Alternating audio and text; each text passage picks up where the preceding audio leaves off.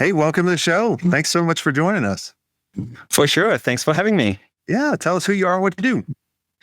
So my name is Gilad. I'm the CEO and founder of Moburst. We've been around in the last 11 years, and basically we started as a mobile marketing agency, very small, very niche for the app world. And from there kind of grew into a digital transformation with all types of services from creative, strategy, media buying, organic, and obviously development of different products, whether it's websites or apps. So kind of a well-rounded agency to help you to overachieve your growth goals. I remember when I started my agency, there was a distinction between digital agencies and traditional. And then when mobile came out, it was mobile and then social and, now AI. And it's kind of funny. It's like, especially for people who like, I'm a mobile agency. I'm like, well, you have to be like everyone's on their mobile devices. It's cool to kind of see the different stages we went, because when I started the agency world, it was really kind of traditional and websites. There was no social, there was nothing. And then it's cool how all these different specializations have grown from there. Yeah, I couldn't agree more. I think that when we started in 2013, most digital agencies say, "Yeah, of course, we know how to do mobile, no problem at all. Do you have an app? Of course, give me $50,000. Let's start to test run it and see how it goes." And they didn't know anything about the tracking. They didn't know how to actually solve all of the things about the headaches related to cookies and understanding how the user tracks and the UI and the UX. They just took the desktop version, put it on the mobile, like smaller device, and saying, "Yeah, sure, scroll down, scroll up, scroll to the sides. That's okay." And we found it as a massive opportunity because we said that this is just wrong. Doesn't make any sense. And we started as a mobile first type of an agency where we said, like, on that specific niche, like within digital, you have mobile, within mobile apps, but on that niche, I know better than anyone. And that's kind of how we got into the market. And I think that differentiator really helped us to establish ourselves as an agency, because when you're working with large clients or kind of getting into those large clients, you need to tell them, like, that they have the creative agency, they have the digital agency, they have an agency for everything. How the hell do you get in? And with that niche of showing them that this part is not being taken care of by anyone, that's a good entry point to show them how much they're missing out and where they can actually scale even further. Now, I'm glad you brought that up because, when we started our agency, we led with digital first, and that's how we got into some of the biggest players in the world. Then we led with developing applications on the web, and that's how we got in. And yeah, I could definitely see that with mobile. I definitely see that right now with AI, even though everyone's saying that they're AI experts and they know everything about it. I'm like, I don't know about knowing everything about it. And it's so hard to to determine who really knows their stuff or not. So I think that, like, knowing who knows their stuff or not, I think that that's something that if you're having a deep discussion for an hour and a half with the team, you know what they know and you also know what they don't know. I feel like everyone can, flash all of the, hey, look at this is what we've done in here, and that was infused by AI. But at the end of the day, when you start asking, okay, so how do you build these type of products and how are you actually going in? Which type of systems are you integrating? Where do you see the problems? Which one is better for you? ChatGPT 5 or Gemini 2.5 on these specific things, on VO3 using these specific things for videos? How do you actually make sure that the lip syncing is perfect if it's a video, or if it's more on the side of creating products? Like, okay, are you using N8N? Are you using like all of the different tools that are kind of connecting all of those things together? Are you programming that by yourself, and how to actually use all of the APIs, the restrictions, things that it does well, things that it does really poorly today? So once you start getting kind of under the hood, you really start understanding if this is a salesperson that says, yeah, everything is AI, or you know what, there are specific things that they know the nuances of the things that I've experienced as myself that didn't work. Like, they don't fool me. Like I can spot that pretty quickly. So I think that always, like, if you're really expert in your field, people know that, and if you don't, it's also something that can be shown pretty fast. Well, it's also it goes back to what I've always told people to do, and this is what we did when we were selling, is explain to people and be that challenger, be that consultation or that strategic advisor. And just like how you put it, going, well, do you really need an N8N integration, or do you need something custom programmed? Walk me through what you need, and then I'll give you the recommendation, right? Like it's the adage of, selling someone something that they need versus what you want to sell them. And if you can kind of do it the consultative way, then they understand it. Like I would explain our process for building websites where they would compare everyone else to us versus saying, I do it. Yeah, I love it. I think that's exactly how we kind of come from the mobile marketing side to actually ask them questions and kind of provoke them. Okay, so what is more important, like the messaging on the screenshots or the keywords that are there to impact the algorithm of the apps on Google Play Store? Because based on the keywords that you chose, it doesn't look like you're giving too much emphasis for the organic side of things and how the algorithm ranks you for those things. And have you given any thought about those type of things? And then the clients start asking themselves, you know what? There is something more than just designing beautiful screenshots. That's pretty easy. And the same thing goes with AI. It's like exactly the same. Like most of the clients that at least we are talking to, they're not really aware of all of the differences. Everyone's saying, we do AI as well. Everything is AI automated and things of that nature. But then, a lot of clients asking about, okay, how do you deal with my data? And what are the things that are actually trained or not trained? And then lots of different things that if you're not really very honest about what you do well and what you don't do well, it's going to be attacking you basically when you're coming to a procurement side, if it's a more sophisticated client, or if it's not a sophisticated client on the delivery of month number 2, it will not work. It will not generate what you want. So I feel like we hope that clients are doing good enough due diligence to understand who knows what they're doing and who will say, let's figure it out together, type of a thing. I want to talk about, you've acquired a number of different agencies. Walk me through why and where did you start? Fantastic.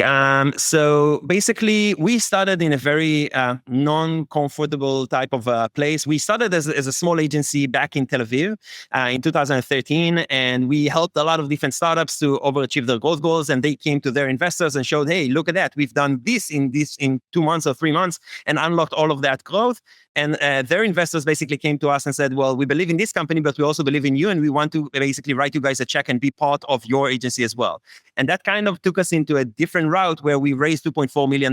Even though that we are an agency, we built a lot of technologies, a lot of automations, a lot of the things that are not that standard for an agency, and still got full control of the company and still continued on growing. Managed to grow to a pretty big size when we are helping clients like Google and Uber and Samsung and Robinhood and those type of beasts with Microsoft and with very large names when you're thinking about these type of things, going from startups to massive startups and then enterprise. And basically when we grew that in 2017, we looked on our numbers and the growth was there, but the profitability wasn't there at all. And we lost a lot of money doing this type of a very fast growth because we didn't have the right systems in place. So in 2017, we saw that we are losing and bleeding kind of $50,000 to $70,000 a month, even though that we are bringing another 10 clients every month, which is very non-traditional. And we also said, like, the investors, when we talked to them, basically they said, well, continue on pushing. If you need more money, take more money. But the first agreement doesn't matter that much. Like, get your foot in the door. In 2 years, 3 years, everyone will know mobile. If you are getting your foot in the door with these type of beasts, the second agreement and third agreement will be okay. And we didn't want to continue in this route. So we made a very sad type of decision. We let go of a lot of our clients back in the day. We let go a lot of the staff back in the day. They said, account that it can be profitable, we don't want it. Like, it's not healthy. There is no reason for us to bleed on clients that are publicly traded and we're just over-servicing them every single month just because of agreements that were wrong. So we've done every single mistake in the book. And in 2018, we kind of said we are going into a reset stage and we only want to keep the clients that are profitable for us, that are good for us, and we believe that we can actually build with them something amazing. So 2018 was our first profitable year. And in 2018, we said one of the clients that we've had back then, it was, I think it was Discovery and Samsung.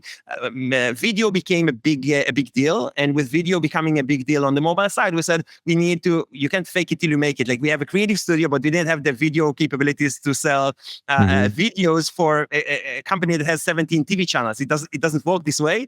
If you want to create them videos, you need to really take the deepest approach there. And we acquired a team there to help us. We worked with a team for a year and a half that was kind of a subcontractor of ours to help us to create those videos. We saw that the collaboration was fantastic. The DNA really matched. And we said, let's just kind of swallow them into the agency. And that was our first acquisition in 2019. It was 50% of the agency was a video production studio, and the other 50% was web design. The web design wasn't as interesting as a strategic for us at this stage. The video production was the thing that we needed the most. But the funny thing is that in the next 3 years, we managed to 6x that agency on the size of what they are doing. And the thing that actually grew the fastest was not the video side, but actually the web design side. And we said, okay, if this is really booming and we are kind of becoming, this is not just a mobile marketing anymore, like it's more digital because it's web design and it's video you can do for every single company out there. They made 1,500 videos for massive organizations before that. So like we have a much broader offering, and that got us to 2022 when we acquired another agency. That's like we looked at it and like 2020 and 2021 were fantastic, even though COVID, even though everything that happened there. What made the acquisition in 2019 so good was that this was the thing that we outsourced the most. Like we said, like the thing that we outsourced the most was video production. That was the need. We saw that the client needed it. We have a solution there that we are kind of tying together. And we said, what is our biggest expense in 2021 for vendors, for outside vendors? And we saw that was development. Because we were doing the web design, we didn't do the development. We done the UI, the UX, but not the actual coding of those sites. So that gave us... So did you buy the strategic partner that you were using? Or did you buy someone else? No. We worked with an agency. We saw that it was working really fantastically. And we just made an offer for the two founders of that agency to join us in an offer that they couldn't refuse. And basically, we swallowed them in and started working together. And that was exactly the same model in 2022 when we acquired the dev shop with web development and app development, that we said, it's exactly the same thing. Let's create a project or two together. Let's see that the collaboration is done well together. And then let's go all in and kind of get us from dating to marriage and getting us ingrained into their team ingrained into our company as well. So that's kind of how we are building that. And we've done also the last 3 acquisitions in the last year. All 3 acquisitions were done as well in the PR, in the podcasting side to actually add us more sets of capabilities and getting the founders together with us in this journey. When you acquire someone, are they losing that name, or are you just bringing them under your umbrella right away? Fantastic question. So it really depends on their brand authority in the market. So with the first acquisition that was Clutch in 2019, that was another team in Israel. And I think that they had great companies that were working with them, but their brand wasn't as strong. And we felt like, let's just blend it in and be one. With Lair in 2022, they had much bigger brand reputation. So we kept their own website. Now it's just like Lair by Moburst. And basically, if you are coming into their site, you'll see that they're part of a much bigger group. With the PR agency in Orlando, that was probably our biggest acquisition thus far. That was in December 24. So they have, 27 employees in Florida, in Orlando, because it's PR.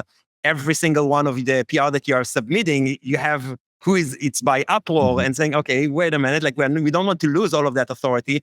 And so we are rebuilding the website as Uproar by Moburst, and we are kind of redeveloping the entire brand assets there. So if someone comes to Moburst, they see that I have all of those sets of capabilities. But if someone is aware, like in Y Combinator, they are very well known, for example, in a lot of companies they're recommending on. So if someone is looking for Uproar, that they won't going to be vanished into the world, we will be able to get that. So we have kind of a few different gateways to continue on getting everything that we can from both sides. And it really helps us also with AEO, with how the LLMs are ranking us, because you can't be ranked for everything number one, but if you're doing a great job on podcasting and PR and like it's just adding more assets that keeps on getting us more leads, and all of that comes to one unified system that we can actually see who actually needs to talk with whom or about what. Awesome. I want to ask you too on kind of structures of deals that obviously you've done a couple acquisitions. What kind of structure do you like the most that worked out? Because there's people out there that they'll say, oh, you can buy an agency for nothing down. I used to buy agencies with 50% cash and 50% in equity in the new entity that they're rolling up into. There's 1,000 ways to do it. What's a way that you feel that's worked best for you? Fantastic question. So I think that when you're looking on these type of deal structures, we're trying to put it as 4 different legs into each and every deal. One of them is cash up front, because we know that they want to take something home for all of the hard work. Obviously, it could be 30%, could be 50%, could be 20%. Again, we even done one, the latest deal that we've done, it was all shares type of a thing, because it's just someone that really believed in what we do and just wanted to be part of something big. Usually the structure is like 4 legs, as I started to mention. So we have the cash component, we have the equity component, we have the dividends, which is a great incentive because we are distributing dividends every year. So that part is, you can also kind of project to them how much they will actually get out of that as well. Even if it's like reverse vesting on the options, we are giving them the ability to enjoy the 100% of the dividends from day one from their share. And the fourth element is the bonus from their business unit, because I want them to continue on working on the profit margin of what they've done before, and not because they're now part of a bigger deal, a bigger company. I want them to make sure that they are continue focusing on their own department and continue maximizing the growth there. So again, it will be a win-win-win for the next 3 or 4 years. So that's how we are structuring all of those deals with 4 and components. No earnout.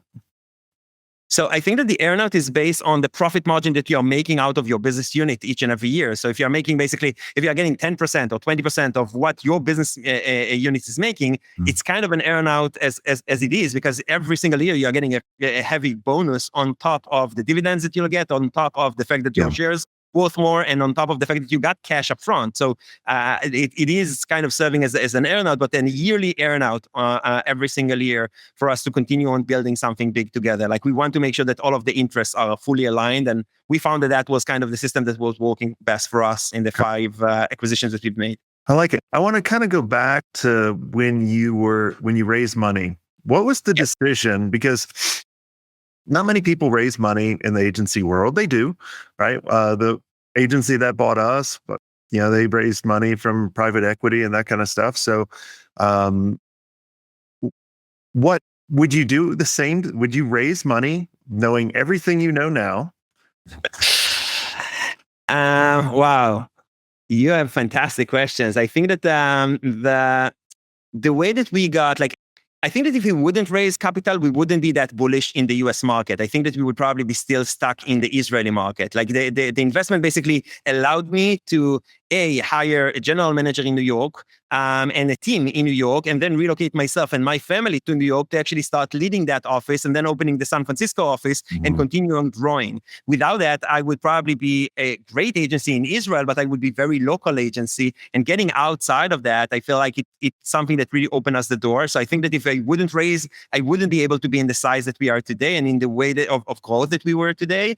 And also developing a lot of technologies on automations, and today world, everyone talking about AI and automations and processes enhancements and things of that nature. But we always had a dashboard for our clients on one-stop shop to see what works for them on iOS, on Android, on the web, and on each and every one of the operation systems, all the way to the creative performance on each and every channel. It's not something that is that straightforward on the mobile side of things. And digital, it's a bit easier. So we always kind of got one step ahead of our competitors, just because we were heavily investing into not just right here, right now, but also future growth, which is something that a lot of agencies are neglecting on doing, and kind of saying, let's take a bit more dividends. This year wasn't that fantastic. Let's preserve cash and things of that nature. And I think that it allowed us to be to think much outside of the box, and kind of be more bullish. But I think that it's another thing that is really important, is the fact that we didn't allow anyone to have we have one board seat to represent all of our 11 investors, for example. And that board seat cannot overrule anything that me and my co-founder wants to do. So basically, we have the full control of, we created a structure where we say, we would love the introductions that you can bring. We would love the capabilities that you can bring. The fact that there are also a lot of different VCs and things of that nature that gave us a lot of introductions and opened us a lot of doors to potential clients. It gave us a lot of tailwind that we really needed. But at the same time, you cannot block us from doing something that you didn't want. Like the 2017 saying, hey, you know what? We're letting go of people. We don't want to make another down round or something like that. We just want to make it a much more effective type of growth. So you only took money once? So we took money. It's funny. We took money 3 times, but each and every one of them, it was like percentage, like 6% dilution. Like it's something very, very small, very non standard for VC. Usually take 20 to 30% each and every round. It wasn't something like that at all, because we didn't have to raise the funds, and B, the investors came to us. I think the first investment that was made was $340,000, and they took 6% ownership of the company, and it was like a big accelerator. And from there, we kind of we told the world, hey, we're opening the New York branch. We're going through all of those things. We just raised some capital that allows us to actually become bigger and faster on many things. And then other investors of other clients of ours came back to say, hey, you know what? If you're raising capital, we also want to give you a check. And then, hey, okay, it's another $500,000 in a valuation instead of 6 million, 10 million valuation, then 16 million valuation for another 1.6. So it wasn't planned. It wasn't like we were going after getting fundraising. It was just like great opportunities that came in front of us. As we said, it's ridiculous not to move forward with that. How big were you when you first raised the first round? 6 people. Okay. All right. We were very young. I know there's a lot of people listening. They're like, because that's what I love about the show. That's what I love about, when we get together in our masterminds, like there's 1,000 ways to do it. And you have to figure out the way that works for you, like with the agency that, we had, not the first one, the second one that we did, I owned a small percentage, and the agency did a round of investment, and they gave too much power and too many seats of the board to the wrong people. Yeah. And then those people stopped their growth, which led to not hitting the numbers based on the loans that they got, that made it go down the tubes, right? So that was my experience. And then I've talked to a couple friends that have raised money before, and they go, once you raise money, you're always raising money. You're always like, because the investors, they're in control, and they're always wanting you to hit certain numbers or certain, metrics, which always makes you make a decision based on what's best for the stockholder versus the actual client versus your actually team. So I'm glad you did it very different. Yeah. I completely with you. And I think that's where we made the unpopular decision in 2017. And a lot of the investors said, well, if you're making that decision and actually firing your employees and firing your clients instead of taking more capital, we are basically wiping that. In our books, basically, it's the wrong, we made the wrong decision on you guys. And we said, we are really sorry about you feeling that way. But the fact that I have clients that I'm over-servicing them and I'm basically losing on them $120,000 a year of over-servicing, and I like, did you go to the client? Did you go to the client before you got rid of them and said, "Look, we're losing money on you. We're going to raise the rates," and then they just left? So I worked with a massive gaming company called Playtika back in the day, and we started working with them in 2015. And we started with one studio with one app of theirs, and then it grew to 2 apps, and then to another studio with another 2 apps, and then another studio with another 2 apps. And we just duplicated the agreement, saying, "Hey, now we are giving you more business." Exactly in the same model, but it was like $3,000 or $4,000 a month for a retainer for a very small subset of apps optimization, something very, very specific back in the day. And we were bleeding on that on the first one. We said, hey, you know what, that's okay, but this is our entry ticket to show them the growth. And we managed to get them, crazy numbers of growth. So they kept on bragging about it in other studios and basically told more, and we got more business. But because the model was so broken, when we came to them and kind of tried to renegotiate the deal, the CFO said, well, guys, when we signed with you initially, it was only 1 app. Now you're working with 6 apps of mine. I want a discount. Not just that I won't going to give you more. And we said, like, we are sorry, we can't handle that. Like we are basically bleeding on that every single month. And we needed to let go of a company that back then, it was before their IPO, but they were booming like crazy. And we were so passionate of working with them. The collaboration with their team was fantastic. Everything was working amazingly. But that deal structure didn't make any sense for us, and we couldn't repair it. Yeah, I was, it's shocking how many agencies are working with clients that are losing them money. And the scope creep, they didn't price it right in the very beginning. And they think, well, they're paying me $200,000 a month, right? That's keeping some of my team employed. But I'm like, no. Like, even if you're breaking even, you're losing opportunity costs and losing money. So, just everyone listening, take that as a big lesson to what, you went through of going, well, I got to get rid of these clients. And if that means I have to get rid of some of the team members, you have to do it. It's kind of like starting over on a Monopoly board, right? Like, just start with a good game. It was a very hard month for us. I was back then based in New Jersey. I came back to Israel for 9 months just to make sure that we are stabilizing everything. And then the people that we actually kept with us that will not say, hey, everything is falling apart, but actually will stay on ship and we'll show them how we are building it right. Because back in the day, we didn't have the systems in place to see why and where we are bleeding hours. So we knew that, hey, we need more people. We keep on getting more clients. Obviously, let's hire more. And then the account directors are saying, hey, I'm working now 220 hours a month, 250 hours a month. I have to get more support. We said, yeah, of course you have to. It doesn't make any sense. Let's get you another one and continue on enlarging the team while the contract didn't basically serve that. Like, we started with, if it was a monthly cadence as we were agreeing with them, that was fine. But they started asking a bi-weekly reports and then a weekly report and then like a lot of different custom things that I wasn't even aware of all of the nuances that they asked from the team, and the team always want to delight their clients. So sure, we'll do that. And then you're basically doing 4x more work than what we were intended to and still get paid peanuts. Yeah. So that was a really bad deal, and we just needed to cut that cord. But, with other clients, even though the cost reduction and everything, we kept Google, we kept Samsung, we kept a lot of those beasts and helped them to do fantastic. And it was also a good agreement for us. So, when it's a win-win, it's classic. When it's not, you need to know to come back to the client and saying, well, we need to renegotiate the deal, or it's not a good fit. And I'm sorry about that, but it's not working for us as well. And it's not that straightforward for agencies to let go of their clients. It's the last thing that. It's tough, but like, I was speaking at a conference last week, and the conference was all about buying to solve your problems. And it's like, you can buy an agency to solve your problem. Like, it's not that easy. I don't believe in that. And there was one agency owner I was chatting with. I was like, look, why do you want to buy an agency? And they're like, well, I want to fix, I want to get more profitable so I can sell.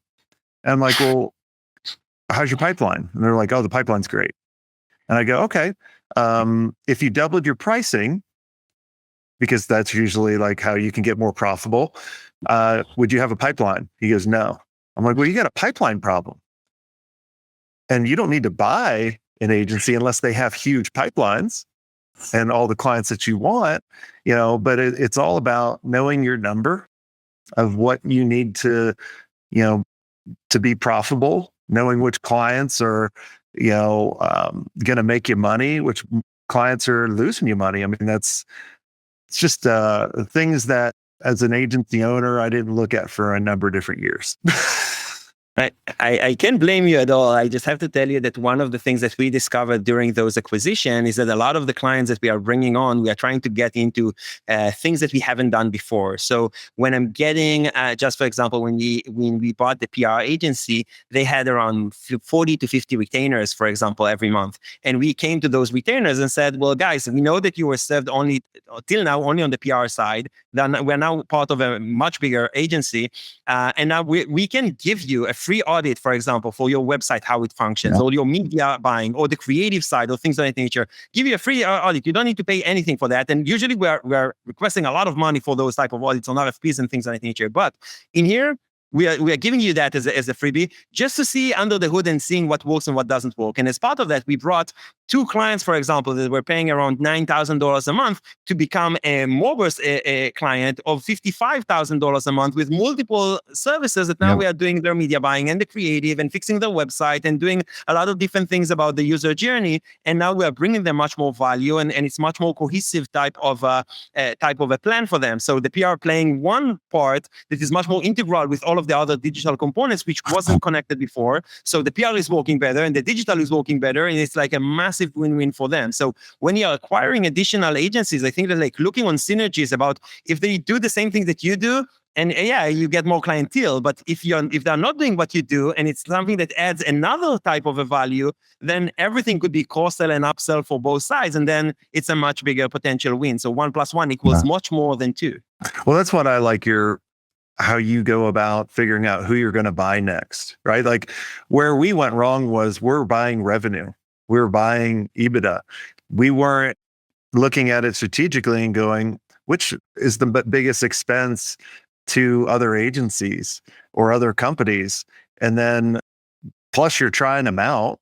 So you've been dating a long time. You know the culture fit. You know how they work. You know kind of the ins and outs. It makes it an easy decision, especially, if you become one of their biggest clients. Now you kind of dictate a little bit the evaluation because you're like, Jason, I own you, right? Like I'm 90% of your revenue. I can go find someone else, buy someone else, and then your whole revenue's gone. So, I guess it's kind of a hostile takeover sometimes, but a nice way. You're paying them for the work. But I've had members in the past that have done things like that, and it's worked out great for everyone. But I appreciate you coming on the show today and sharing your strategy, and congrats on all the success. And it's always good to hear, and I'll have to have you come back on so we can talk more about AI later on, but I want to respect everybody's time. So everyone listening, if you enjoyed this episode, make sure you like, subscribe. And if you want to be a part of an amazing agency community, go to agencymastery.io, check us out, and we can have a conversation, and maybe we'll see you at one of our next events. Take care.